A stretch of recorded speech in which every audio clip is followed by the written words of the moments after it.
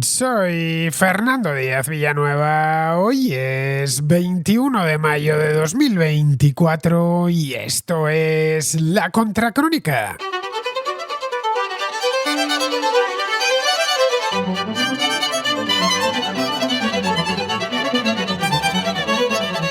Este fin de semana se celebraba en la plaza madrileña de Vista Alegre Viva 24, un acto político apadrinado por Vox al que asistió en persona Javier Milei.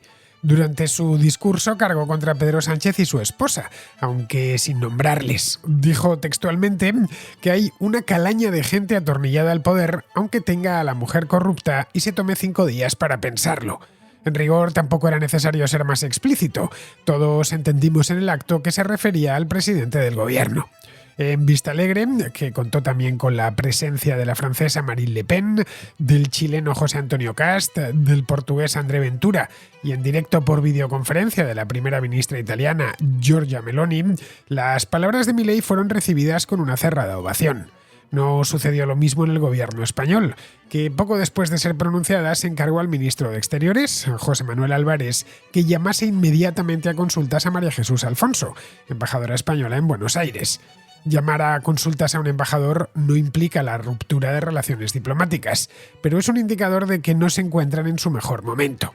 Para el gobierno, que un mandatario extranjero llame corrupta a la mujer del presidente del gobierno es un insulto inaceptable y requiere medidas excepcionales como poner en cuarentena la relación entre los dos países que, por lo demás, son estas relaciones extraordinariamente cercanas desde siempre.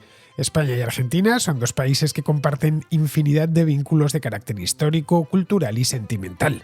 Argentina es probablemente el país que más se parece a España de todo el mundo y viceversa. Lo que Álvarez evitó mencionar en la rueda de prensa, en la que informaba de que había llamado a consultas a la embajadora, es que los problemas con Javier Milei vienen de lejos. Hace un par de semanas, el ministro de Transportes, Óscar Puente, afirmó en un acto en Salamanca que Milei consume cierto tipo de sustancias. Eso es textual también. El gobierno argentino respondió con un comunicado oficial, con el membrete de presidencia, en el que recordaba a Sánchez que tiene temas más urgentes de los que ocuparse, como vigilar los negocios de su esposa. Álvarez quiso salir de aquel primer roce, obviando lo principal y remarcando lo bien que se llevan desde siempre españoles y argentinos. Con eso, el gobierno de Sánchez pretendía poner fin al asunto, pero los analistas temían que esto no había hecho más que empezar. Se sabía ya entonces que Milei viajaría a España unas semanas después para asistir al acto de Vox. En este viaje no estaba programada siquiera una visita de cortesía al Palacio de la Moncloa, algo previsible habida cuenta de la mala relación y la insalvable distancia política e ideológica entre Sánchez y Milei. Una distancia que se ha traducido en una crisis diplomática de primer nivel. Ayer Álvarez desfiló por varias cadenas de radio, amenazando con romper definitivamente relaciones diplomáticas si Milei no se disculpaba. Por de pronto ha convocado al embajador argentino en Madrid para transmitírselo oficialmente, pero Milei no parece dispuesto a disculparse por nada. El gobierno, entre tanto, ya está utilizando esto en clave política interna. Ha pedido a todas las fuerzas políticas que se sumen a la condena por las palabras de Milei. Vox, como es natural, no ha respondido. El PP sí que lo ha hecho, pero para recordar al gobierno que ellos no tienen intención alguna de participar en una operación concebida para movilizar apoyos hacia Sánchez.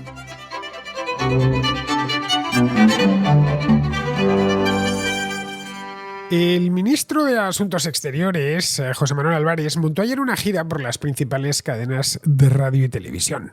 ¿Para qué lo hizo? Para explicar por qué solo unas horas antes, el sábado por la noche exactamente, había llamado a consultas a la embajadora española en Buenos Aires. No estamos hablando del embajador español en Katmandú o en algún lugar perdido de la mano de Dios, sino en Argentina, en el mismo Buenos Aires. Yo personalmente le escuché en Onda Cero, le escuché también en la cadena SER y en Televisión Española.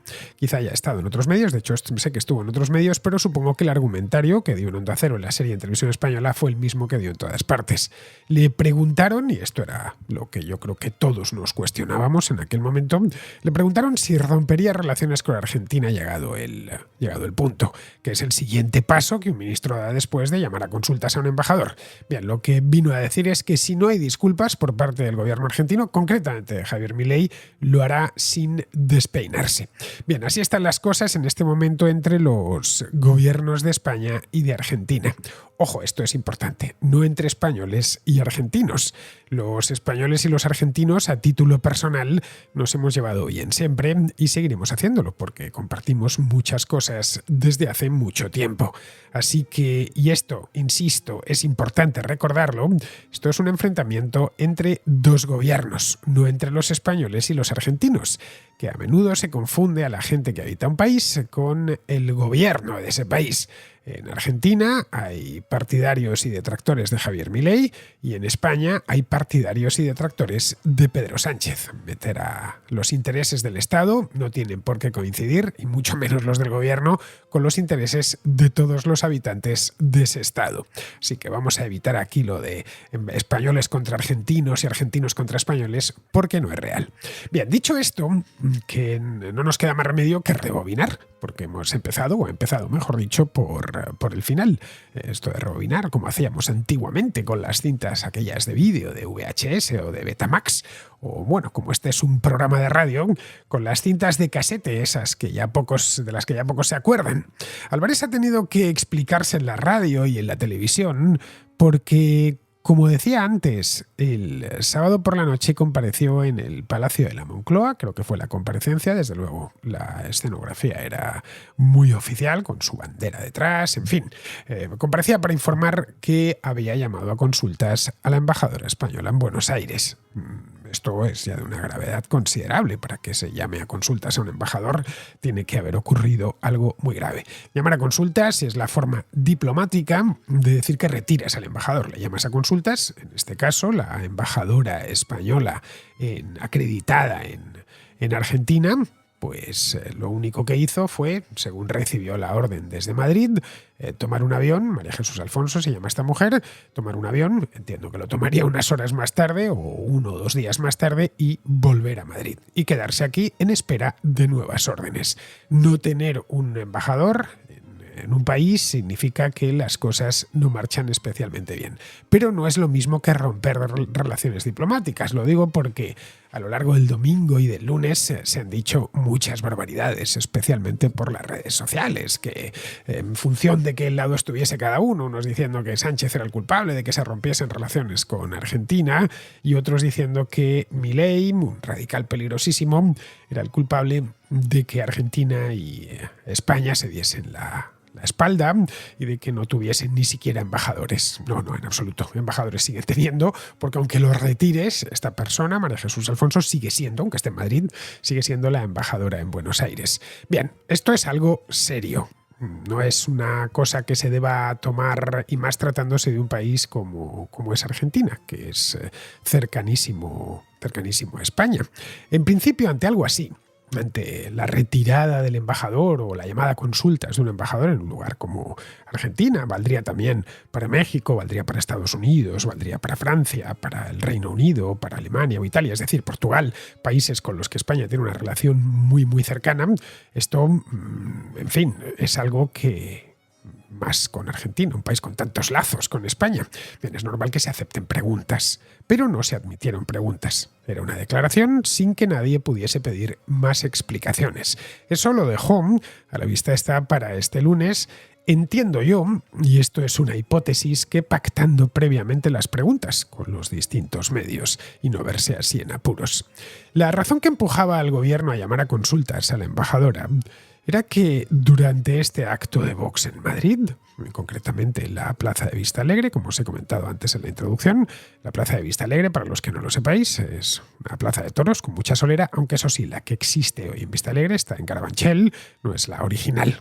Era una plaza pequeñita que había al otro lado del río Manzanares, que se reconstruyó ahora cosa de 20 o 25 años, tiene un centro comercial debajo, en fin, es una plaza más moderna, pero con mucho regusto histórico, porque allí en tiempos se celebraron grandes corridas. Hoy sirve un poco para todo, lo mismo para organizar mítines políticos que para celebrar partidos de baloncesto, conciertos, o incluso, creo yo que todavía se celebra, no sé si todavía lo están haciendo, alguna que otra corrida de toros. Bien, el hecho es que esta plaza estuvo en el pasado muy vinculada a Podemos. Recordad aquellos congresos, Vista Alegre 1, Vista Alegre 2, pero desde hace un tiempo está más vinculada a Vox, porque han celebrado allí varios actos multitudinarios.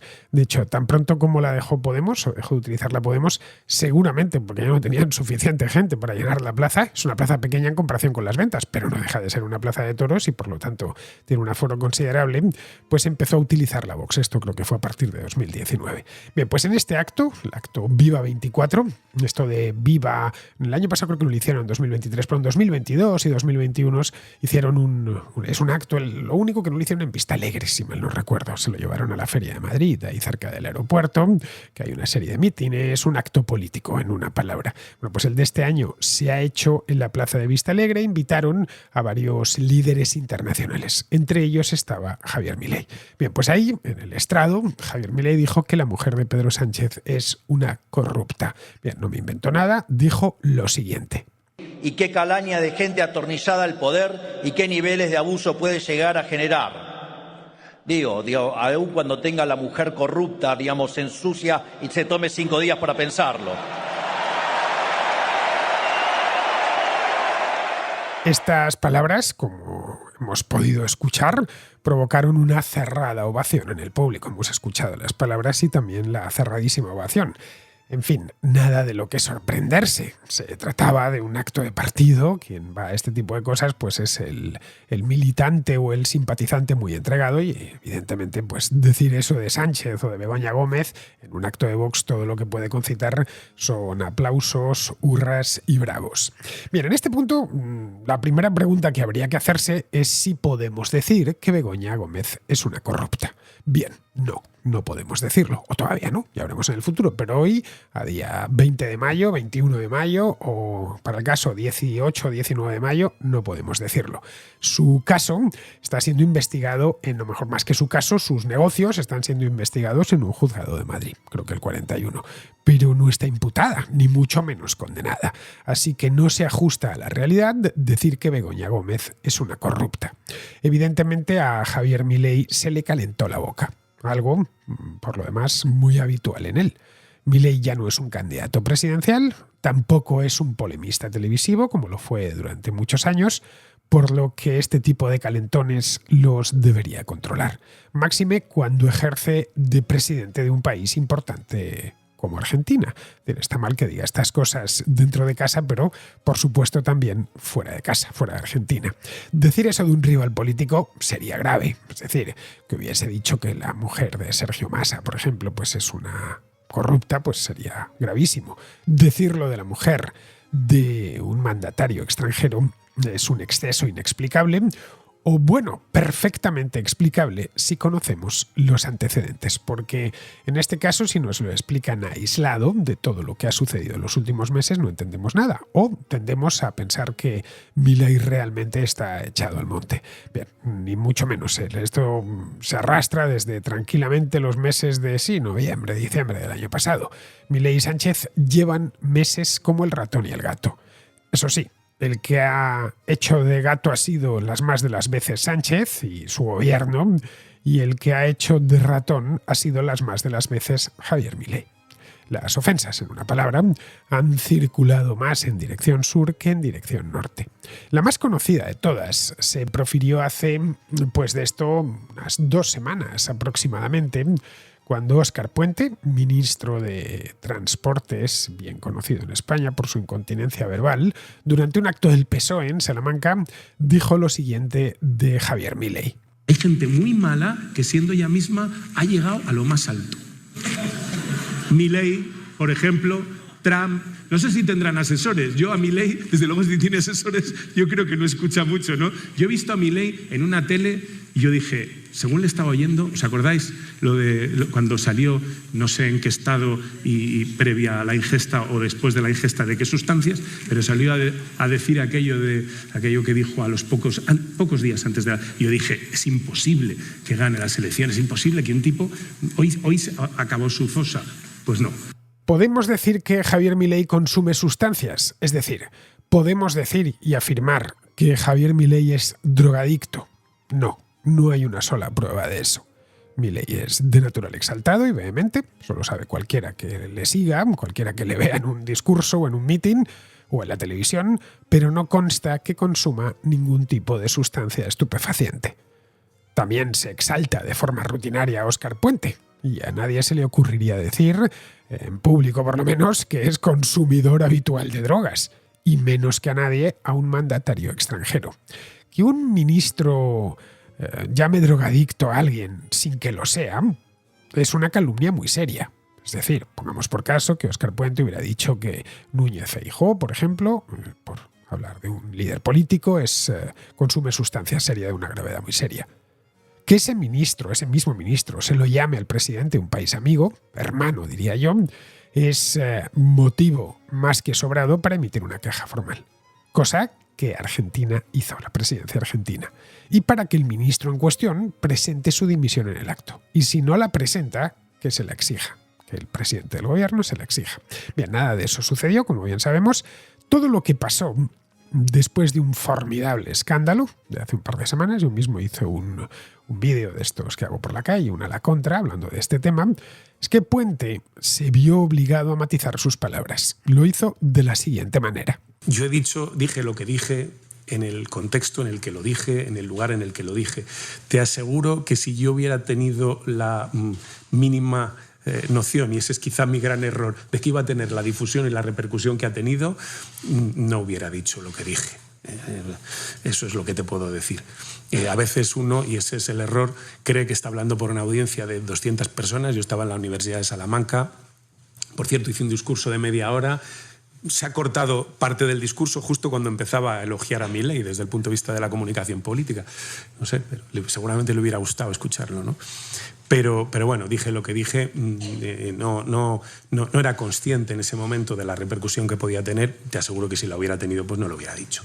En todo caso, creo que se ha sobreactuado muchísimo en este tema. Ha habido una preocupación tremenda por las relaciones entre España y Argentina, que como se ve, pues son unas relaciones buenas como países. Tenemos muchos lazos comunes, muchas cosas que compartir. Podríamos pensar que en ese punto el conflicto ya se había acabado. Se me ha calentado la boca, me he pasado y, bueno, pues unos días más tarde, viendo la tremolina que se ha armado, lo que voy a hacer es pedir más o menos perdón. Pero no era así. El gobierno argentino había ya emitido un comunicado en el que se dolía por las palabras de Puente, al tiempo que ponía el dedo donde más duele, en los aún no aclarados negocios de Begoña Gómez, que han concitado en los 2 últimos meses tanta atención mediática. En buena medida han concitado toda esa atención mediática porque se ha publicado muchísimo material periodístico sobre el tema y también porque el propio Pedro Sánchez, recordemos, hace solo unas semanas, decidió tomarse 5 días de reflexión precisamente, y lo dijo así con estas palabras, porque su esposa estaba siendo atacada. Ahí el gobierno de Sánchez prefirió no entrar, salió de aquello, de este roce por lo de Puente con Milei, reafirmando la proverbial amistad hispano-argentina, a sabiendas de que Puente se había pasado de la raya.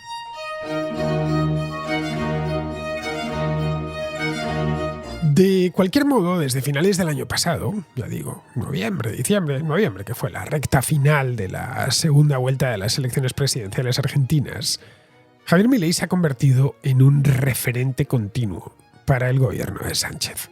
Un referente negativo, naturalmente. A continuación, y como estamos rebobinando, os he dicho antes que íbamos a hacer una contracrónica un tanto especial, he tenido que estar buscando cortes de los últimos meses para poder ofreceros una imagen lo más amplia y fidedigna posible de todo lo que está pasando. Ya sabéis que este programa lo que trata es de explicar lo que sucede más que ninguna otra cosa.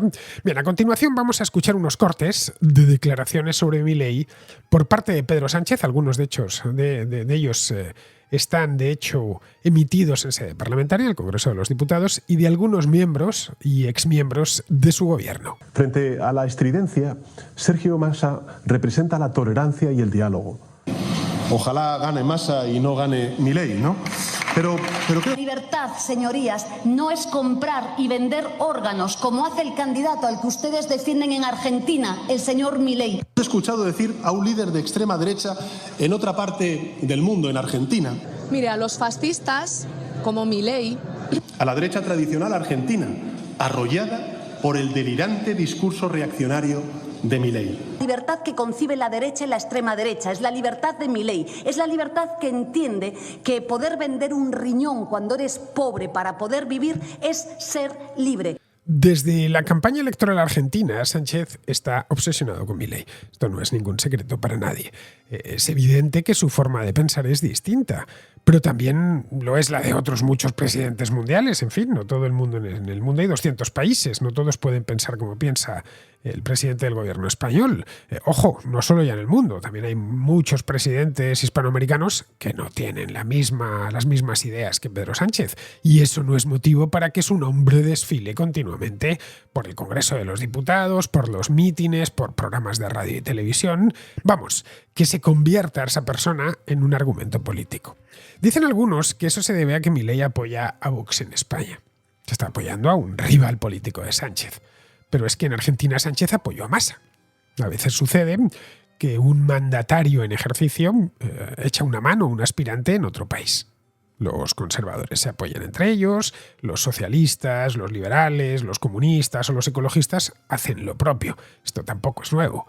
Lo acabamos de escuchar a Pedro Sánchez apoyando, transmitiendo su apoyo a Sergio Massa en el mes de noviembre. ¿Con qué objetivo? Pues seguramente con la idea de llegar a los electores, al votante argentino que tenía intención o que quizá no tenía toda la intención del mundo de votar a Sergio Massa, pero valiéndose del supuesto buen prestigio, buena imagen que Pedro Sánchez tiene en Argentina, que yo no sé hasta qué punto Pedro Sánchez es prestigioso en Argentina, pero bueno, habría hecho sus encuestas o quizá el propio Sergio Massa se lo había pedido, que hiciese el favor de grabar un mensaje en vídeo apoyándole y echándole una mano. Bien, esto lo vimos y lo hemos visto y lo acabamos de escuchar en el programa de hoy. Eso es normal y además no hay nada de malo en ello. Se convocan elecciones aquí o allá y los candidatos a veces reciben apoyo de otros políticos de su cuerda. La cuestión es que esto ha ido mucho más allá de las elecciones. No se ha quedado en aquellas declaraciones de Sánchez haciendo un vídeo electoral a favor de Sergio Massa.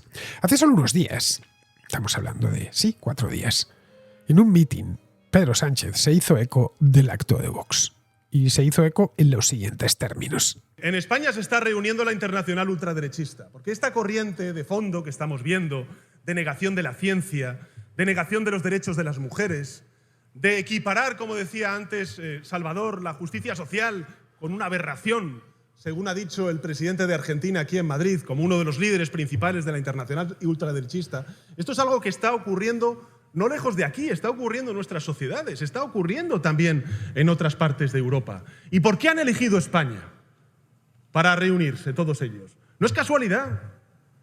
Se han reunido en España porque nosotros representamos como sociedad, no como gobierno, como sociedad, todo lo que ellos detestan y odian, que es el feminismo, que es la justicia social, que es la dignidad laboral, que es un estado del bienestar fuerte, que es la democracia.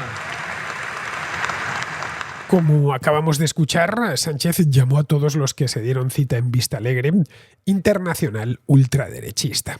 Bien, eso no deja de ser una etiqueta. Y ya sabéis que a Sánchez y a la izquierda española les encantan las etiquetas. El andar poniendo ultra, turbo, derecha, hiper, mega derecha. En fin, lo de derecha parece ser que no les es suficiente, no les supone un insulto lo suficientemente grueso y tienen que andar poniéndole prefijos. Lo de ultra es un prefijo que les gusta muchísimo. En realidad, y según están las cosas en España, cualquiera que no apoya a Pedro Sánchez ya automáticamente le cae la etiqueta de ultraderechista.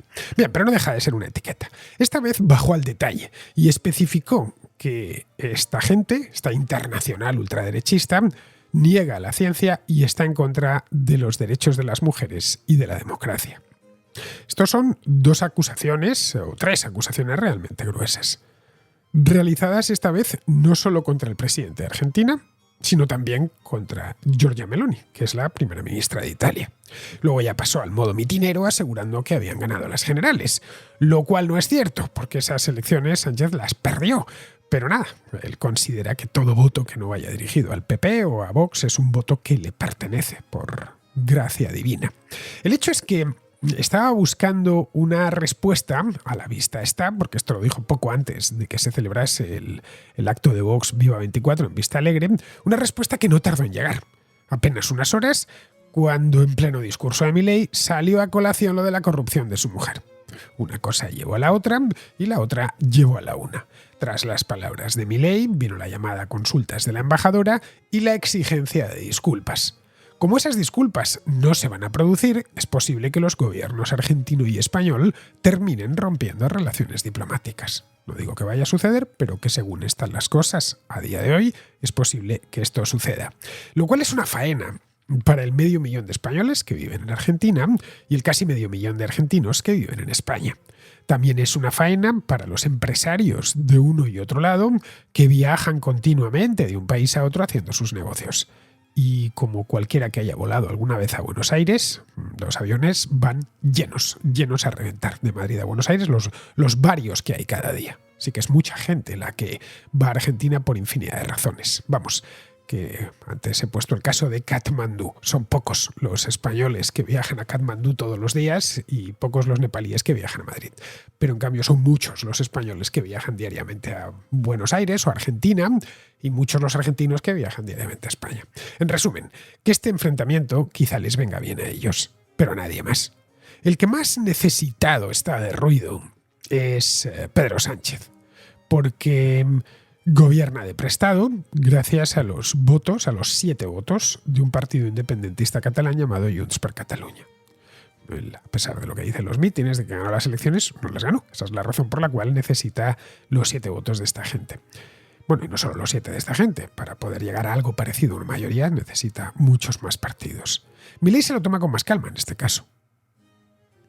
Ganó con mucha autoridad las elecciones en noviembre, más del 55% de los votos, y tiene por delante 3 años y medio de mandato. Es decir, no es que tenga las elecciones a la vuelta de 6 meses. Sánchez, en cambio, tiene unas elecciones europeas dentro de nada, el día 9 de junio, dentro de 3 semanas, que pintan además muy mal para su partido. Vamos, que está sobreactuando. Sobreactuando para forzar a todos los partidos a sumarse a él en la indignación, confundiendo a España como Estado con los negocios de su mujer, confundiendo a España como Estado con él mismo. Y no es lo mismo. Ni Pedro Sánchez ni Begoña Gómez son el reino de España, por más que se empeñen. Quizá si hubiese aclarado desde el principio a qué se ha dedicado Begoña Gómez durante los últimos 4 o 5 años, no se verían estas. Quizá, no lo sabemos. No sabemos tampoco si terminará por aclarar, ya sea el propio Pedro Sánchez o Begoña Gómez, qué es lo que ha pasado, porque es mucho el mar de fondo periodístico que hay desde hace 3 meses. Es que son un montón de informaciones que no han quedado aclaradas. Aquí no se está acusando a nadie, se están pidiendo explicaciones. Begoña Gómez no es un cargo público, pero está casada y duerme todas las noches con el presidente del gobierno. Luego creo yo que sí merece una explicación, vamos, que no es una particular exactamente. Si hubiesen aclarado esto ya, no se verían en estas. Entre tanto, siempre contará con Milei, claro, o con Giorgia Meloni, o con André Ventura, como socorrido recurso para victimizarse. Especialidad de esta sí, en la que Pedro Sánchez ha demostrado una gran maestría.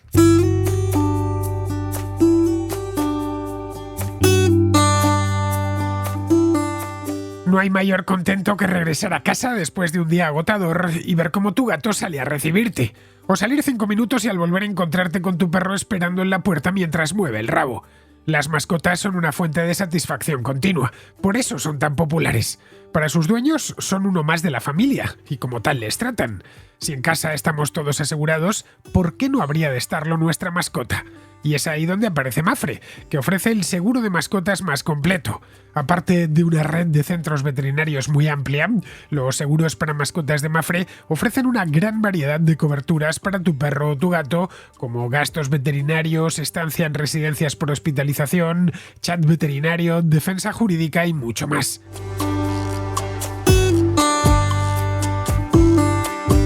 Eres tú el que decides la modalidad de seguro que tu mascota necesita. Los hay muy sencillos, como el de responsabilidad civil, o mucho más específicos para enfermedades o accidentes. No esperes más, infórmate en mapfre.es y contrátalo ya. Tu mascota no se merece menos.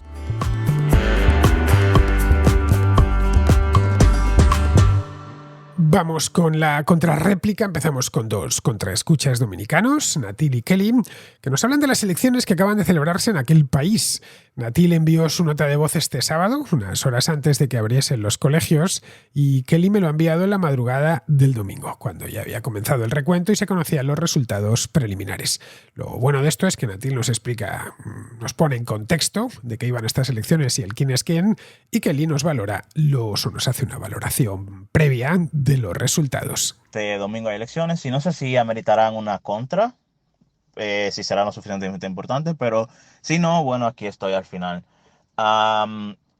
Yo voy a ir a votar aquí en Estados Unidos, pero voy a votar solamente porque me dieron el día libre para poder votar. Si no, no lo haría, porque literalmente el mapa político dominicano está corrido desde el centro izquierda hasta la extrema izquierda. Los tres partidos principales son como 20 que hay en Dominicana, pero los tres principales son eso. No hay ninguna opción liberal, no hay ninguna opción que valga la pena. Podría decirse que el presidente actual es de centro derecha, algo así como Ciudadanos, pero está en un partido que vendría a ser algo así como la PSOE blanda. Lo demás es puro chavismo, y etcétera, etcétera. A día de hoy no quisiera hacer futurología, pero me jugaría que el presidente actual, Luis Abinader, revalida con más del 60%. Si alguno de ustedes tiene conocimiento sobre la política dominicana, sabrá que el partido que estaba gobernando anteriormente, el PLD, tiene creo que el 80% de sus dirigentes imputados por corrupción y no es persecución política. También sabrán que, como decía, el arco político dominicano está corrido hacia la izquierda. Los tres partidos principales pertenecen al Foro de Sao Paulo, al Pacto de Puebla, etcétera, etcétera. Así que no hay prácticamente nada por ahí que votar. Sus ideas son las mismas, solamente que el partido que está gobernando actualmente es menos corrupto que los otros dos. Así que no sé si si vas a hablar de esto esta semana. Si no, tampoco es. O sea, creo que sería un poco relevante, ya que todos sabemos los viajecitos de la PSOE dominicana y lo que puede importar, pero al final del día son todos lo mismo, no hay diferencia para nada. Ves el programa electoral de uno y del otro, es básicamente lo mismo. En algunos puntos, como la antimigración haitiana, están todos de acuerdo. Están todos de acuerdo en la sanidad pública, que es súper deficiente, en la educación pública, que es la peor de Latinoamérica. Están todos de acuerdo en los impuestos. O sea, es mismo partido, pero diferente gente, solamente que el PLD y la Fuerza del Pueblo roban un poco más que el PRM. El PLD, que es el partido que sale de gobierno y entra el PRM actualmente, entró hace 4 años en medio de la pandemia, tuvieron un lío, como decimos en Dominicana, porque las elecciones iban a ser electrónicas y hubo acusaciones de fraude. Luego, el día de las votaciones municipales, se tuvieron que suspender porque era el gag de los Simpsons, de metías una boleta por el PRM y te contaba 2 votos para el PLD, etcétera, etcétera, etcétera. En Dominicana se puede hablar mucho de la cercanía que tienen la Fuerza del Pueblo, que es una decisión del PLD, del antiguo expresidente que estaba en el PLD, que salió por acusaciones de fraude que le hicieron dentro del partido, Leonel Fernández, el cual es muy, pero que bastante cercano a lo que venían a ser los Kirchners, Correa, bastante amigo suyo,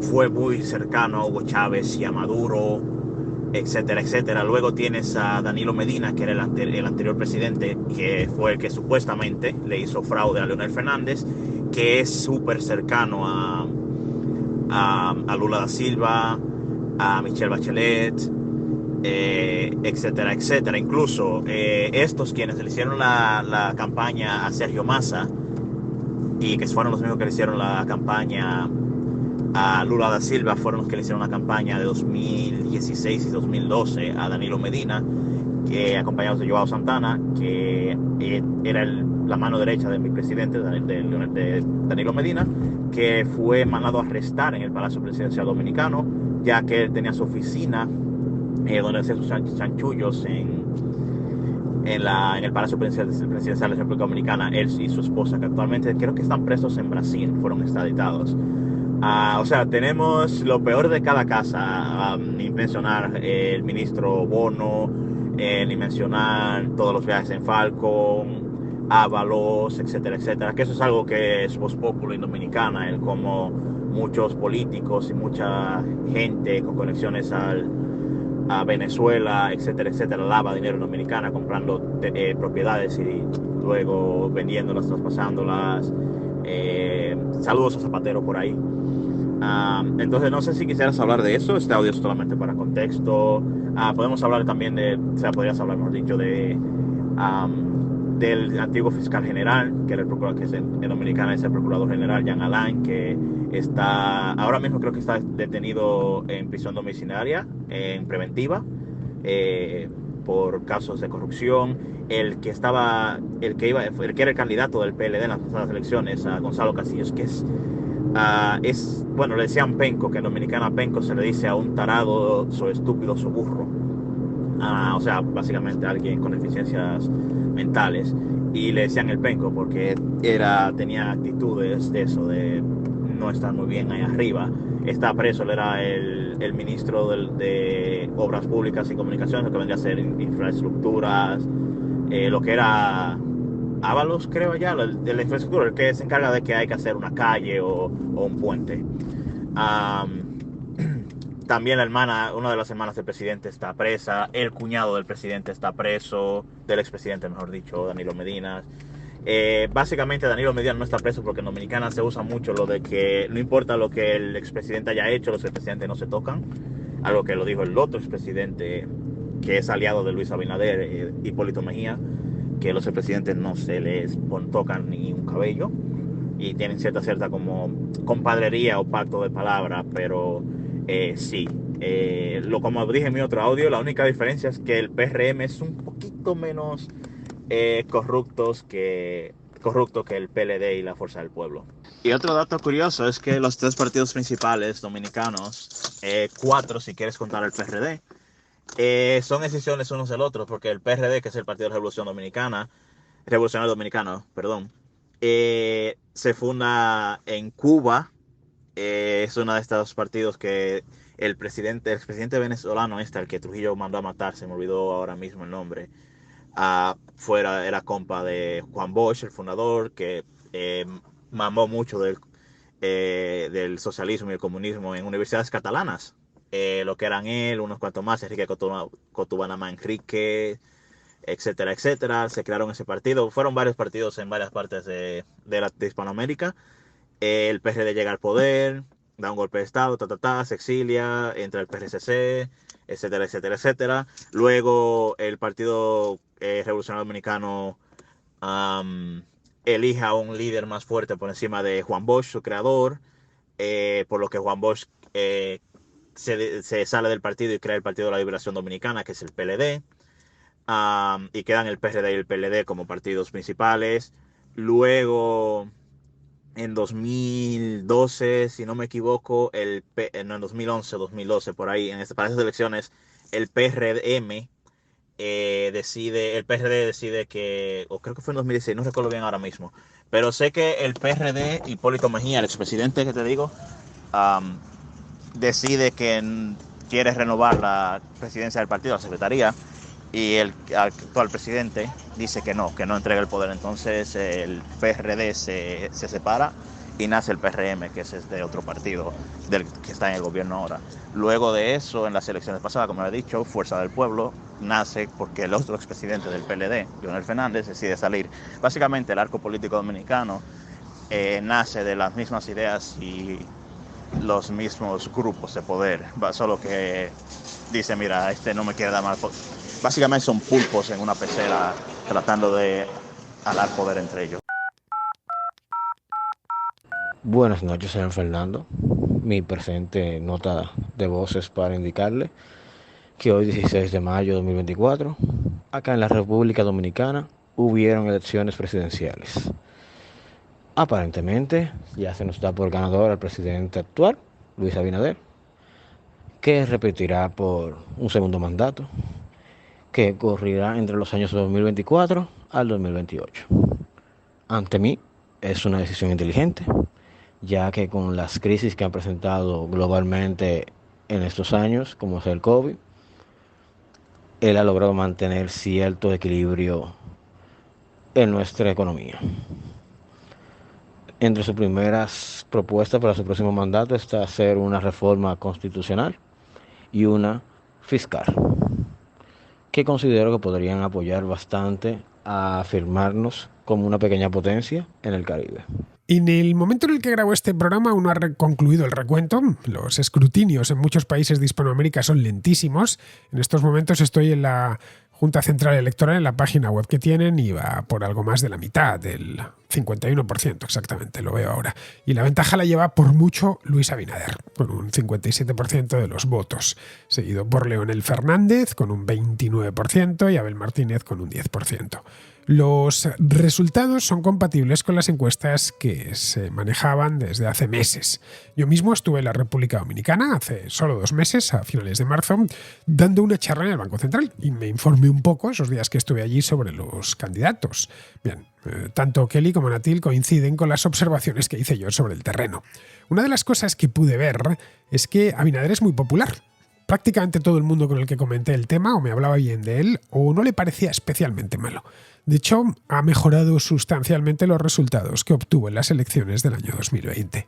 Estas elecciones tuvieron lugar en plena pandemia, en julio de aquel año, y Abinader obtuvo el 52% de los votos. Esta vez ha ganado unos cuantos puntos y se ha colocado, como acabamos de ver, cerca del 60%. Frente a él tenía 2 candidatos, Leonel Fernández y Abel Martínez. Uno de ellos, Leonel Fernández, ya fue presidente durante 2 mandatos seguidos. Esto fue entre 2004 y 2012, creo. Leonel Fernández se presentaba con una coalición llamada Fuerza del Pueblo, de tendencia abiertamente izquierdista. Y Abel Martínez, que es del Partido de la Liberación Dominicana, con otra coalición de centro-izquierda. De centro-izquierda también es Abinader, que lidera un partido llamado Partido Revolucionario Moderno, pero se presentó con una coalición llamada República Dominicana Avanza. El debate, de cualquier manera, y el eje, la República Dominicana está muy corrido hacia la izquierda y el centro-izquierda. Aunque eso sí, esto es importante recordarlo, no es la izquierda europea. Insisto, que no podemos hacer una equivalencia 1-1, porque esto puede dar lugar a equívocos. Pero bueno, vamos a esperar a que se termine el escrutinio y sabremos con cuánta ventaja ha terminado ganando Abinader. Bien, seguimos con Javier, que al hilo de una nota de voz que entró en la contrarréplica de este domingo sobre si en España sería posible o podría aparecer un candidato como Javier Milei, nos habla del Partido Libertario, un pequeño partido liberal español, que lo comenté yo el otro día de pasada, que tiene siempre muchísimas dificultades para presentarse. Hola Fernando, ¿qué tal? Yo te enviaba esta nota de voz porque hoy en la contrarréplica, un contraescucha, creo que se llamaba Ángel, ha preguntado si existía algún partido político liberal, tipo Milei, y tú le respondías que existe el Partido Liberal. Y que era un partido muy pequeño. Entonces quería también aportar algo de información sobre este partido, que es el Partido Libertario. Es verdad que creo que en el pasado ha cambiado de nombre varias veces, pero desde hace unos años se llama Partido Libertario. Quería aportar algo de información sobre realmente lo pequeño que es este partido. Mira, este partido el año pasado, por ejemplo, solo se presentó a algunas elecciones municipales, en algunos municipios. De hecho, consiguió su primer cargo en la historia, que fue un edil en un pequeño pueblo de Cuenca.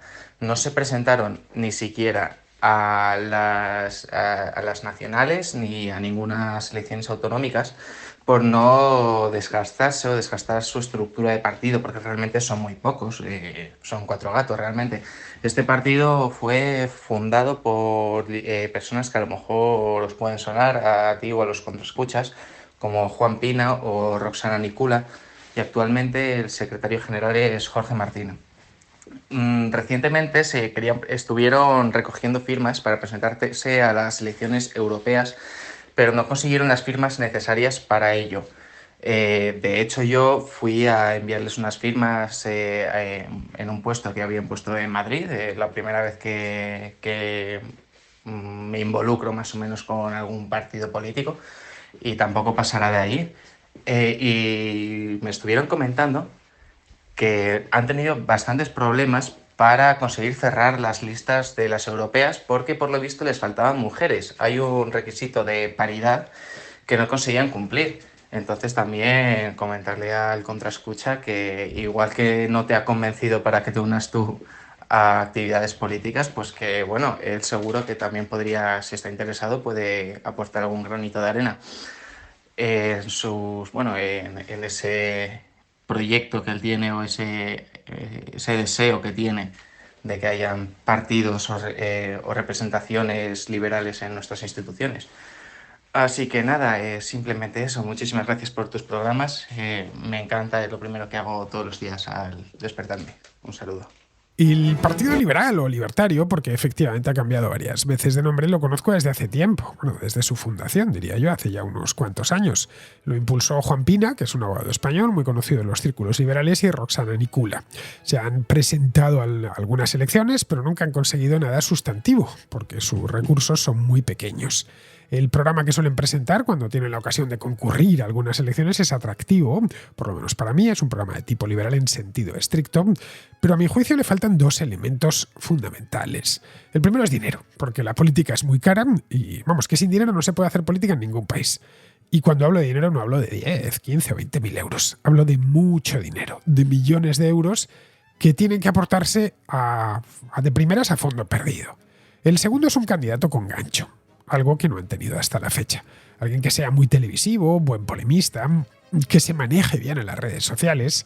En eso en política es lo más parecido a un unicornio. De vez en cuando aparece uno, pero no debes darlo por descontado. Si en algún momento el Partido Libertario consigue esas dos cosas, es decir, dinero y un candidato con tirón, sí que podría colarse tanto en el Congreso de los Diputados como en las comunidades autónomas. A mí personalmente, de los programas electorales que se presentan habitualmente en las elecciones en España, es con diferencia el que más me gusta. Bien, pues vamos a terminar. Vamos con Pizarro, que nos habla del ultimátum que Benny Gantz le ha echado a Benjamín Netanyahu. La situación en Gaza es lo suficientemente endemoniada como para saber que no es cuestión de cuál de los dos Benjamines está al mando. Sus disputas salvan a Hamás de perder, puesto que le indican cuánto más tiene que aguantar y se abre la posibilidad de un gobierno gazatí con participación de gazatíes sin vinculación con Hamás, como si tal cosa fuese posible. Presión y tiempo hacen arena en las montañas. Israel ejerce más presión, pero no tiene tiempo. Hamás sí. Un cordial saludo de Pizarro. Y con esto, queridos amigos, termina la contracrónica de hoy, 21 de mayo, mañana 22, y estaré de regreso. Hasta mañana.